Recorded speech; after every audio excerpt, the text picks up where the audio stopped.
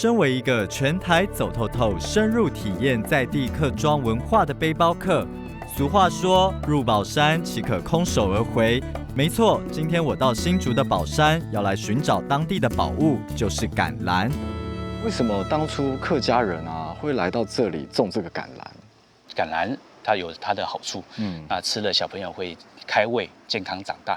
那再来呢，以前的农家，不像现在的社会这么多吃的，所以山上有野果子或者是家里面有一些农作物，平常拿来当做零嘴吃。所以呢，橄榄它的好处呢，在我爸爸长大之后呢，他就想要这个来推广这个东西。于大哥一家是世居宝山当地的客家人，从小橄榄就是他们家生活的一部分，所以长大之后，于爸爸就把小时候的记忆保留下来。也是爸爸当初的坚持，才让宝山的橄榄让更多人看见。是没错。那通常采收橄榄是有什么诀窍吗？这边刚好有一个上次我们留下来的组织。这个就是采橄榄的杆子吗？对，采橄榄杆子。好高哦！好，我跟你说，大概有3层楼高。对，那我们这个杆子呢，拿在手上，我们就可以往这个橄榄的树枝上面去敲。已经有橄榄果实掉下来，还有一点果实掉下来。对，现在季节其实已经没有了，但是还有一点点。对，那你就可以。那我来，就是我直接就是往旁边的那个树枝的对，尾端的地方去敲。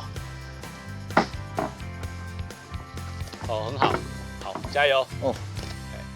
美君是于大哥的老婆，也是世居当地的客家人。她看我采橄榄采得辛苦，就特地准备了橄榄炖排骨让我品尝。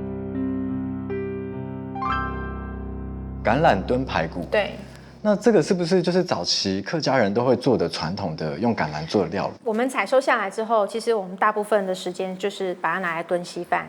然后其实这道菜也是很偶然，因为我们就是煮了汤之后，发现旁边还有切多的，我们就丢进去，没想到一煮的时候，然后那个汤喝起来，就有一种清香。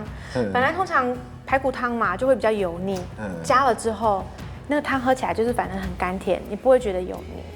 那我来喝。哇！